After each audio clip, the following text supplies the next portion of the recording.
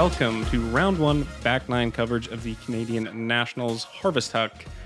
This tournament is sponsored by Quality Inn and Suites, Innova Canada, and Best Western Plus. As always, we thank the patrons of Park Pro and the PDJ of Canada. I'm Jesse Tomalty, and I'm once again joined by Max Regitnig. Hello. We've got some low scores on the front nine round one. Here we're playing the Clearwater Ski Hill. Definitely some interesting undulations on the course, playing up a ski hill. A lot of downhill shots and a lot of sloping fairways.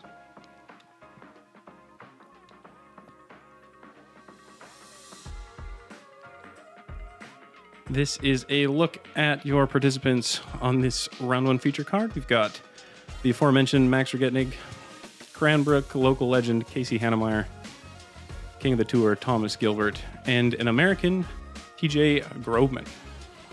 Yeah, TJ showing he can hang with the top players in Canada. Casey, off to a blistering eight down start. Had that nice eagle on hole one. Me and Thomas hot on his heels. Yeah, if you haven't checked out that front nine coverage, you got it. I can't even say how cool that start was. And speaking of cool guys, this is me. Little short circle two look on a bit of a spotty scorecard. Not a spotty putt. Dead center. Yeah, Run it in. Look at the bounce in that guy's chest. How beautiful. Just about ate the band. And we got Joey Buckets. Yeah. Jackson Pease. Yeah, young gun out of Calgary. He's made a couple appearances on coverage for us already this year. And Nick Culver. Clean scorecard. Bang. Getting up to 10 down through 13. That is, setting the tone. We got hole 10, par 3, 340 feet. Really cool hole. I think it's just long enough that you're probably going to have to throw a fairway backhand. Probably could push a mid if you're a long thrower. Lefty hyzer galore.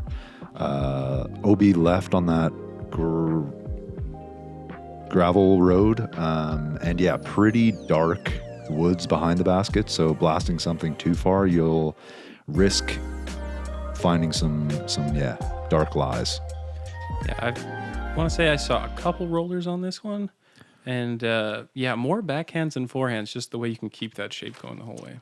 Yeah, really have to throw a hard flip up forehand to get there. And speaking of rollers, Thomas showing how it's done, and that's a pretty good result. Yeah, not a ton of circle one looks on this hole. No, it has that berm just before the basket that kind of, rollers won't get long of the basket. So that is pretty safe play there. I'm throwing pretty understable fairway driver just to hold that turnover the whole way, but a little early. I think probably pretty fortunate reaction off the bush there, and I think I still have a look there. Yeah, being on the berm can put you in a position where the low branches of that one tree make it really challenging to get a decent look. Yeah, this looks a little wide and a bit stable and catches the top of the Camry.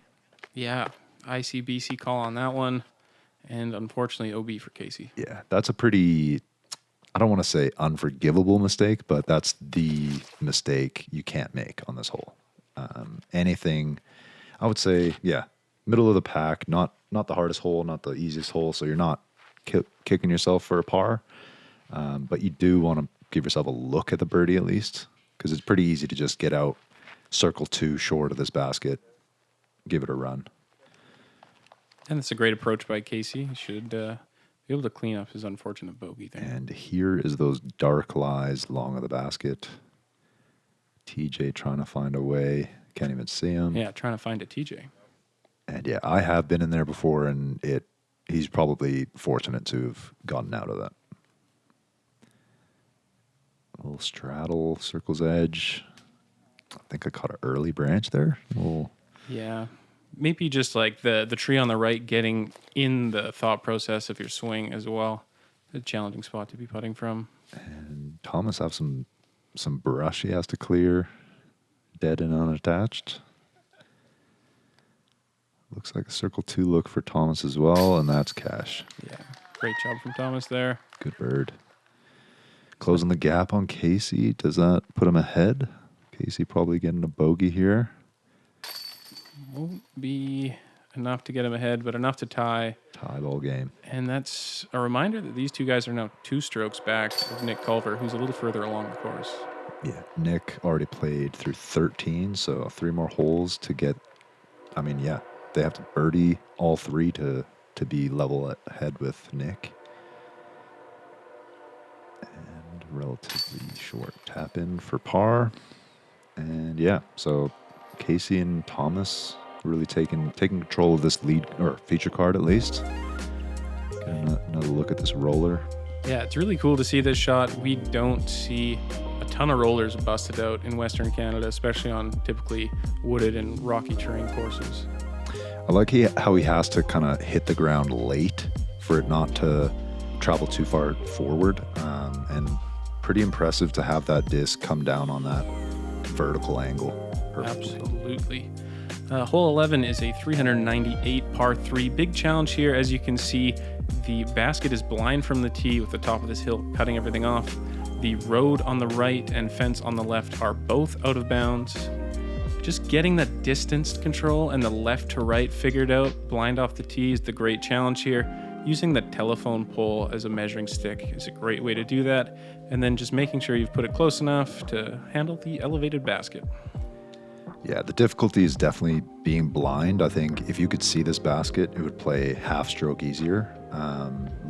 Luckily, that telephone pole is right next to the basket, but it's still, without seeing how far it drops, it's kind of difficult to gauge how far down it's going to fade.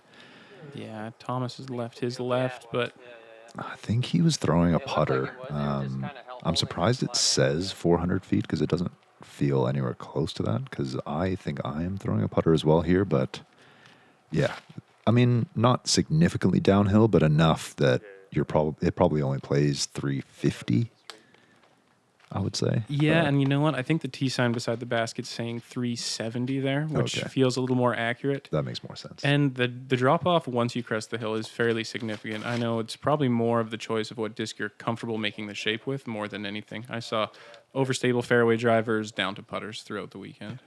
Nice choice by TJ. Probably something a little faster, maybe a mid, but playing that hyzer and yeah, perfect execution there.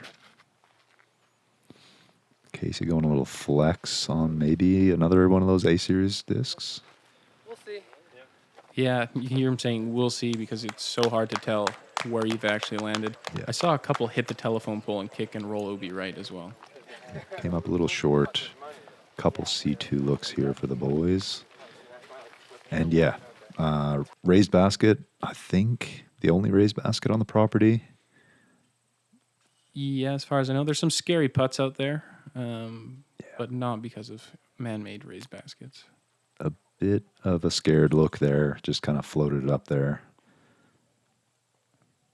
And Casey also looking a little shaky there. Can't say that I remember it being that windy. Doesn't look like it now. But this being an exposed basket, raised basket, can always be susceptible to those windy putts. And Thomas shows it's not windy. Pure. Yeah, I remember it being a pretty calm day, but there's also the feeling of that coverage pressure, not wanting to go back and forth. And speaking of back and forth, three putt vogue. That one doesn't feel good because I would say, that really doesn't feel good. Even worse. Dang.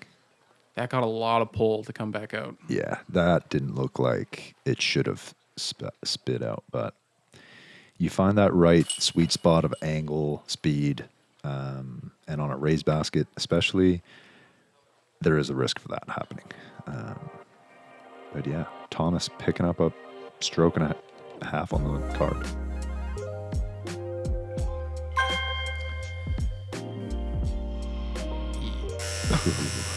We're getting the red light, green light there. Yikes. We'll check in with our chase. Hey, it's me. And I'm limping because I'm sad I got a par. But the hero of this clip, Nick Culver, for all the wrong reasons, double bogey. Also sad boy. Brings him back down to 8 down through 14. So coming back to the level of the feature card as well. So hole 12, par 3, 289 feet. Pretty uphill, so probably playing 20, 30 feet further than that. Forehand is there, which helps with this sloped green to bite down into the green. But those flags out to the left were a little in an awkward spot, so you couldn't throw just a pure hyzer with the forehand. So have to get a little tricky with the angles. Backhand hyzer obviously plays, but susceptible to some skips down that hill if you crest right by the basket. Was it OB left of this path this year? Yes, it's really difficult to see these OB flags, but as the camera zooms in, you'll see how tight they come, just about circles edge low, and if you're taking a direct route, you're over out of bounds the entire time, and you will have to go back. Yeah, not the longest hole, so it shouldn't come into play. Other than rollaways down that hill could definitely cross over that path and out of bounds, but Thomas did a nice job of throwing something flippy that would kind of match the angle of the green and stuck it close to the pin. But TJ leaks it a bit long. And yeah, so OB long as well, long left of the basket. I like this play if you have it, just fading into the hill and running away from the OB instead of into it. Yeah, I didn't see too many forehands hitting the hill and then rolling away. But again, I wish those flags weren't there, so I would have been able to kind of just swing an easy hyzer at it. And I kind of, two in my head about it. And leaked it way early. Yeah, just kind of short-armed it a little bit there. But inbounds, the good mistake to make. Yeah, got to look at it. And I don't recommend running that putt because that could have easily went out of bounds, but 3-putting on the last hole had to make up a little stroke here.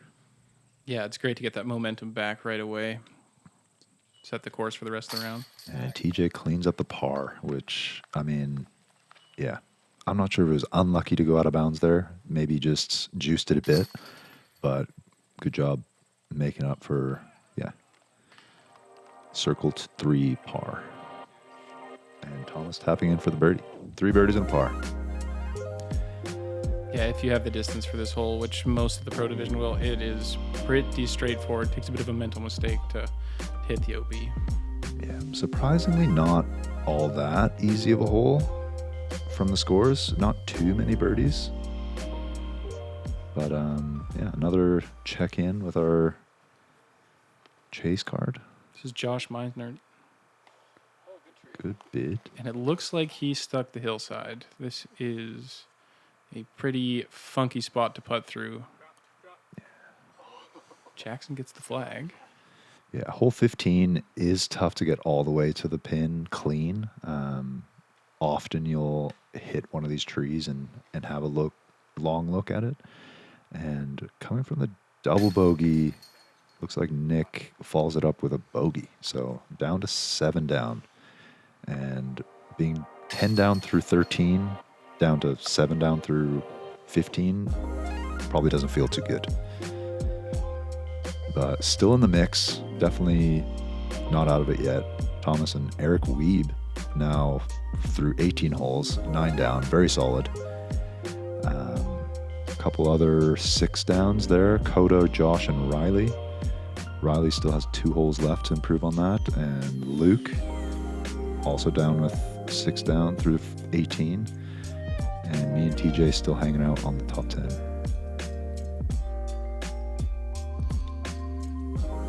Hole 13 is a short par 4 with a bit of a quirky tee box and plays along the ski slope. You can see the pole in the distance with its mandatory sign. You must go left of the pole that we're about to pass, and then the basket is nestled in this little nook on top of the slope just past the tree line. It's not a very big ask for distance. I can see a lot of these guys being able to reach the slope of the hillside here, getting themselves a circle 2 look. You just need to make sure that you navigate the weird swing the tee box gives you and be left of the Mando to get yourself in for an easy birdie.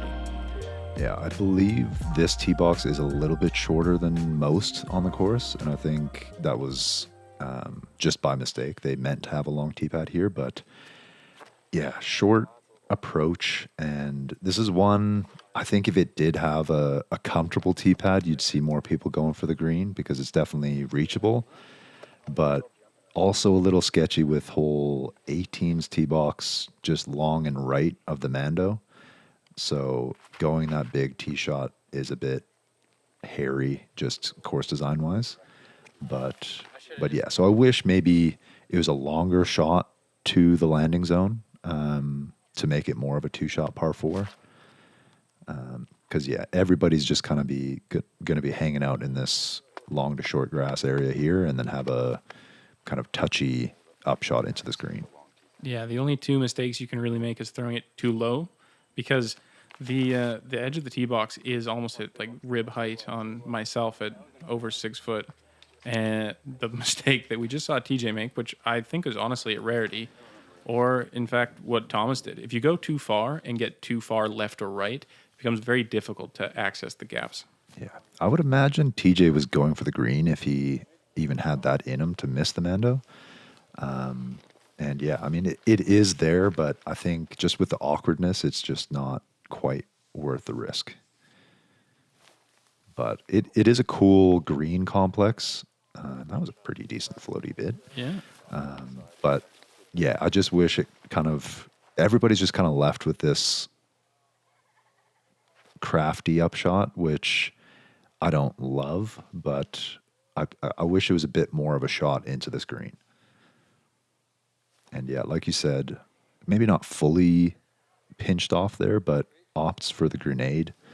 And yeah, does a pretty good job there. Circles edge. But yeah, there's just all these trees. There's not a huge obvious gap, and you kind of always have to risk hitting something early and having the putt Casey had there. I guess maybe that's the payoff of the distance. The closer you get to these gaps, the bigger they get. If you were to play like a putter hyzer just to get there, you can still reach the green quite easily, but those gaps become a little bit finicky. Yeah. Little miscue from TJ. I'm sure he wanted that one back.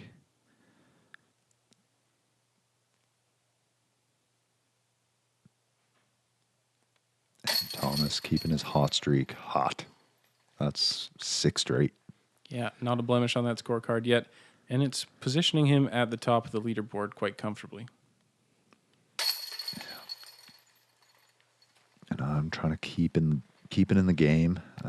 Yeah, Thomas and Casey are still pushing the pace, but I at least made one stroke on Casey. And TJ going the wrong direction. Bogey there. I mean, yeah, with the miss Mando, that's really the only way you're getting a bogey out, I would say. Yeah, a bit of a failure at the tactics point of view when it's such a straightforward birdie to take that risk in the first round. But he must have got eagle looks in the practice rounds if he was confident enough to go for it. Riley finishing off his round with a birdie, and that brought him up to 8 down. So yeah, solid start from Riley. And one of the, I would say, more signature holes on the course, hole 14, par 4, 460 feet. You definitely want to get I wouldn't say as far as you can down the fairway, but being far down the fairway definitely helps here. Left and right, pretty thick woods. You're probably throwing a fairway kind of flip up backhand hyzer, and then you'll have a either touch backhand turnover or forehand into the screen, I think plays well. But OB long of the basket comes really quick, especially since it's sloping behind it, and there's probably only 15, 20 feet until the OB line. So probably one of the least birdied holes on the course.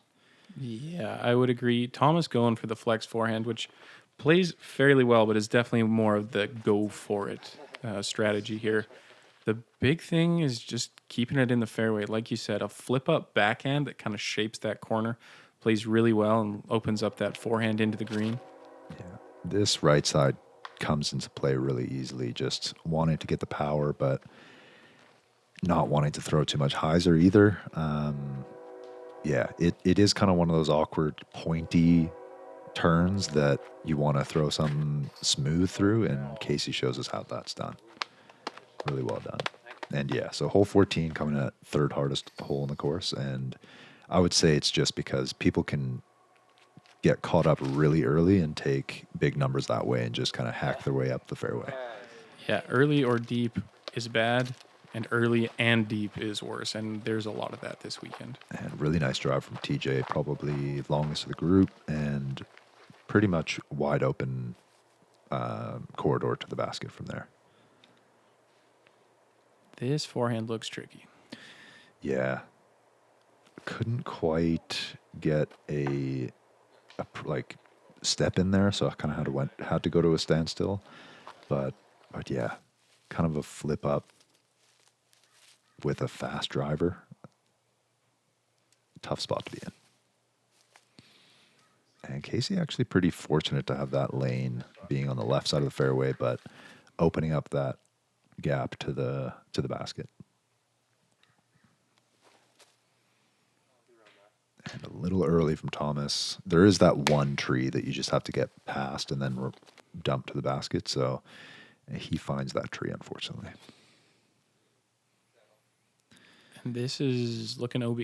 That's tough because he had so much distance off the tee and had so little left to the basket. So throwing long and OB is really unfortunate there. And I must be a safety thing because with the slope and the challenge of the fairway, it feels almost completely unnecessary to have that OB down there. Yeah, I believe it does get pretty sketchy back there. I like, I mean, it being one of the hardest. Ooh, that was a good bid from Thomas. One of the hardest holes. It might feel a little too punishing, but I think the course as a whole plays pretty soft to par, so I don't think it's that unnecessary to have one or two holes that can be very punishing. Yeah, so TJ probably really confused how he got a par on that hole with the drive he had. But yeah, the OB just comes up super quick. And like, I was probably only 4 or 5 feet from slipping down into that OB, so tough. But Casey picking up a stroke on the card, getting one back of Thomas. Another look at his forehand approach. Cutting it super tight to the left side, taking everything the fairway will give him. Yeah, like this doesn't quite go long, but you really want to have that on the ground before you get into the circle because it just so easily can just skip and slide down that OB behind the basket. And Nick back up to 8 down with a birdie on 16. Pretty well parked on 18 for the birdie. Hopefully getting him to 9 down for the round. Jackson with the tomahawk. Just enough to squeak inbounds. And yeah. Jackson at 3 down, probably wanting a few more birdies. Josh, another park job. These guys are showing people how to throw 18. And we've got Jesse. Why do you sound so apprehensive? I'm CTP. CTP. Thanks, Jesse. Well done. It's all the other holes I messed up. All right, that's one birdie. Joey Buckets.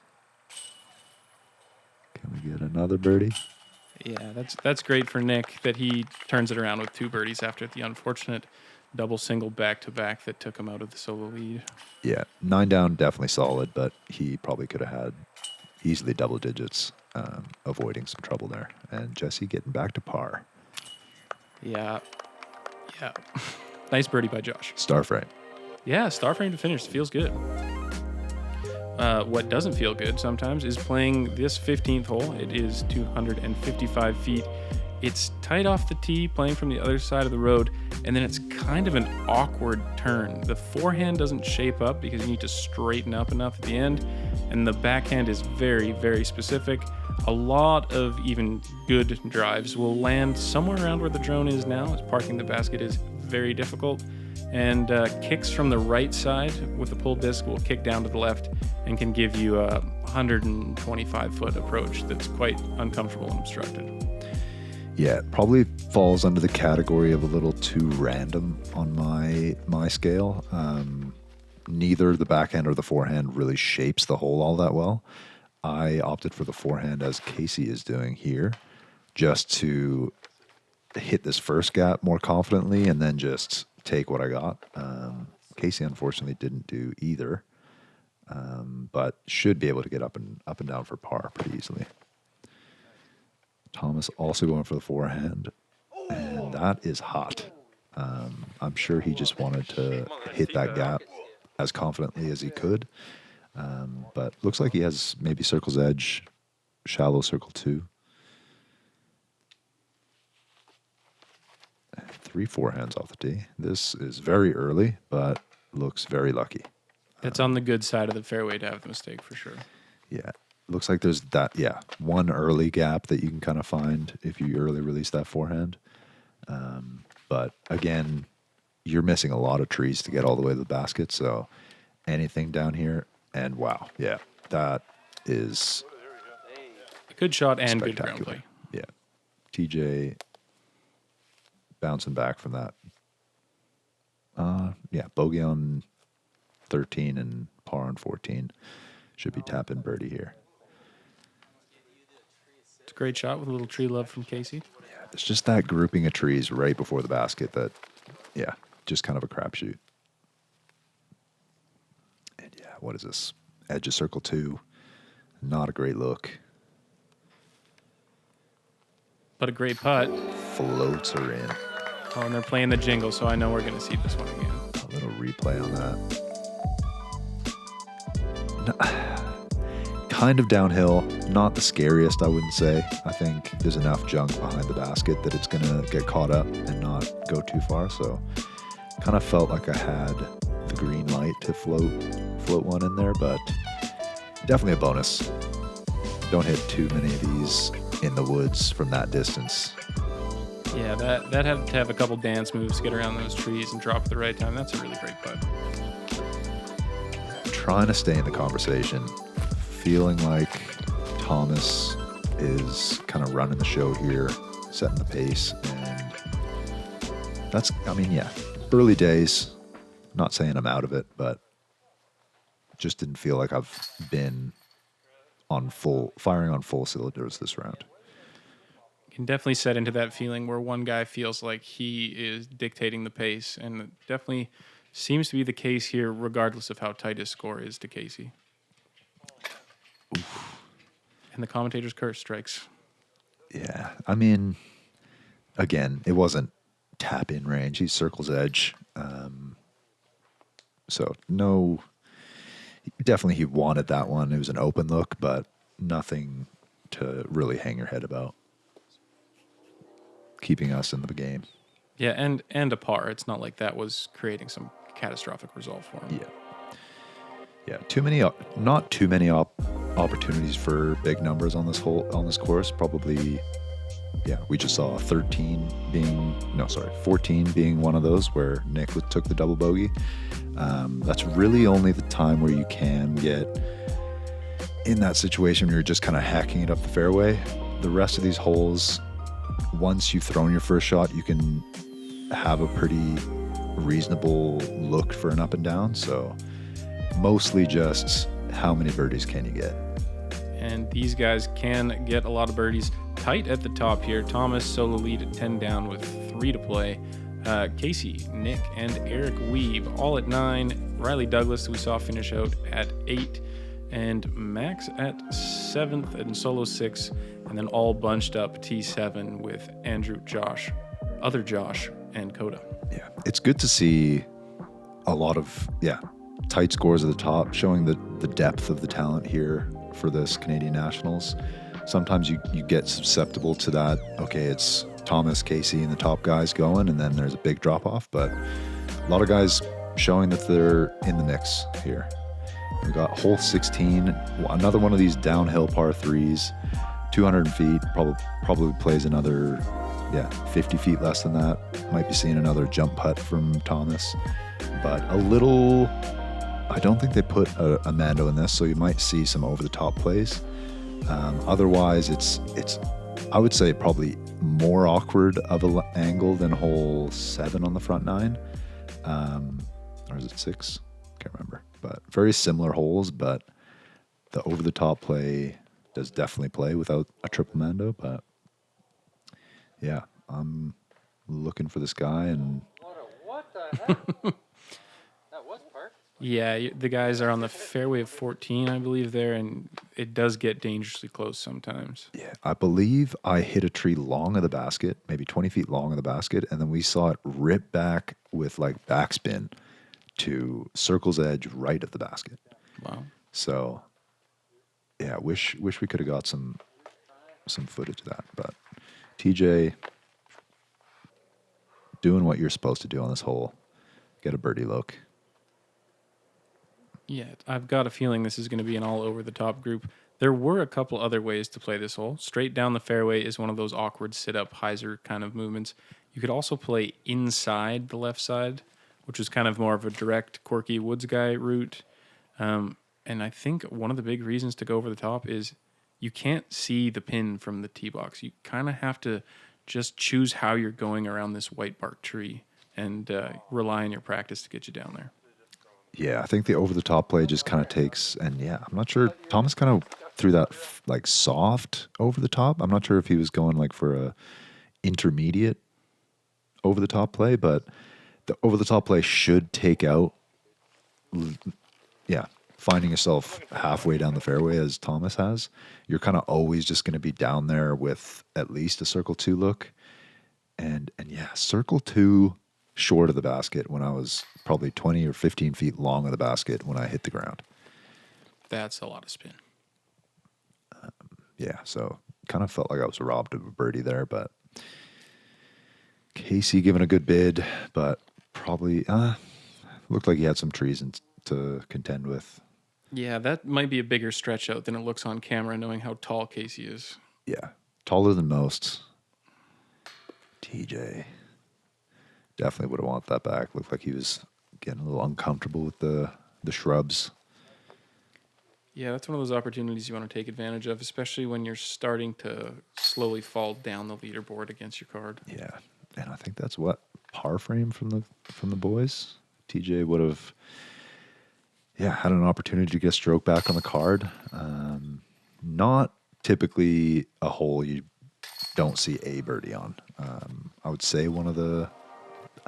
It's an awkward hole, but with that over the top, you should be having 3 birdie looks at least. And yeah, I mean, TJ, me, Casey all had looks. Probably 1 or 2 of us should have at least hit our putts. So yeah, that hole played almost 30% under par, and there was only, I think, 2 bogeys on the day. So surprising with the quality of golf that we're seeing from this group that nobody got it. Hole 17 is another quirky woods hole. The white stakes you're seeing on the left are all out of bounds. It's only 240 feet, but you must throw almost directly at that out of bounds line off the tee, forehand and very rarely backhand turnovers, and then nestle into this green. There's a lot of trees in the way. Swinging out wide is probably the safest way to miss the trees, but you got to make sure that your line is on and that you don't hit the left side rough because you will drop out of bounds. easily my least favorite hole in the course. I believe there's just too much randomness. A very tall ask to get to this pin clean, and a lot of these trees you're just gonna hit and kick left out of bounds, and you don't have much control over that. So, not my favorite, and I've had some nightmares on this hole before, so I was kind of happy just to be safe. Not a hole that I'm expecting a birdie look on. Yeah, honestly, based on the chance between birdie and bogey with how early you can go out of bounds, this could have been a jump putt hole. And when you have to do that, I don't think it's a terribly good design. Yeah, Casey lacing the line perfectly, but maybe a little hot. Takes a little hop into those bushes there. TJ looked like he had at least a long look for birdie with his forehand, so Thomas hoping to get a look as well. Does pretty well. Hits one of those early trees, but probably shallow circle 2 for birdie. Honestly, anything that gets past those first set of trees you see from the tee, you're almost happy and you're done with the draw line. It's a putt and you're out of there. Yeah, this wall of trees is just, there's just too much luck to get through them, in my opinion. Even if it's not luck, the OB is extraordinarily punishing for the ask. I could see that you hit a tree, you end up in the rough, not end up in the rough and take a stroke penalty. Great stroke from TJ, getting back on the board. And yeah, 6 down through the round. I mean, he's had some blemishes on the scorecard, but he's definitely not out of contention. Definitely staying around. It's a nice putt from Thomas.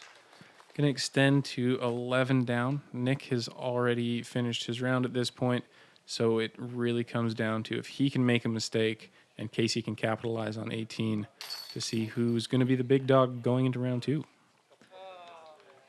And Casey groaning, seeing where his disc landed. Gonna have to get Limber in there. Shout out to Limber Disc Golf, his sponsor at the time, too. Bucket hat off. That's how you know he means business. That's well done. I know that was not comfortable and not justified. He threw the perfect shot and was punished with that awkward of a putt. But yeah, takes advantage of the situation. And 3 birdies on that hole. I would say that must be a record. Unheard of. And here we go, 18. Another one of these very downhill par 3s. This one is an island. Drop zone. I can't remember where the drop zone was. Long left, long right, coming back? Yes, you had to putt from the far side back at it, didn't you? I think so. But yeah, 335 feet. Maybe plays 100 feet less than that. Most people just playing a dump hyzer. Not too quick. I don't think I wouldn't recommend throwing a fairway driver, just risking catching a little extra speed boost and going out of bounds long. Yeah, something overstable, slow, not a lot of ground play. And yeah, this kind of bowl played pretty cool with the spectators. They could all kind of just set up shop there and see a lot of the course and see everybody finish the round. It was definitely the hangout spot of the weekend. People in their sun chairs having a post-round beverage.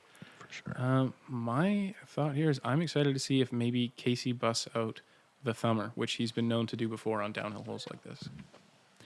TJ opting for the hyzer. Looks very overstable. Oh. And nice. Puts on the brakes. Yeah, you need the stability if you're going to take that much height, because if they start to pan out, you'll be out of bounds in a hurry. Yeah, tough to decide how overstable you want to go. Definitely took a few practice shots to really figure out where you're comfortable with. Casey makes a pretty big mistake there, I would say. Leaving it short, out of bounds, straight to the drop zone. Yeah, just getting maybe a bit too touchy with it. I know that was a distortion out of him, so, fairly stable approach disc. Yeah, still have to commit to the shot. Thomas going for more direct. And yeah, very well done. That is the scary line with the fairway driver, though, because if that catches any edge, that is rocket skipping out of bounds. Yeah, and they can just kind of do that. Yeah, skid out of bounds too on hyzer. So fortunate to dig into the ground as it did. I believe I'm throwing an MD5, kind of a slow, overstable mid-range. I like the width out of this one.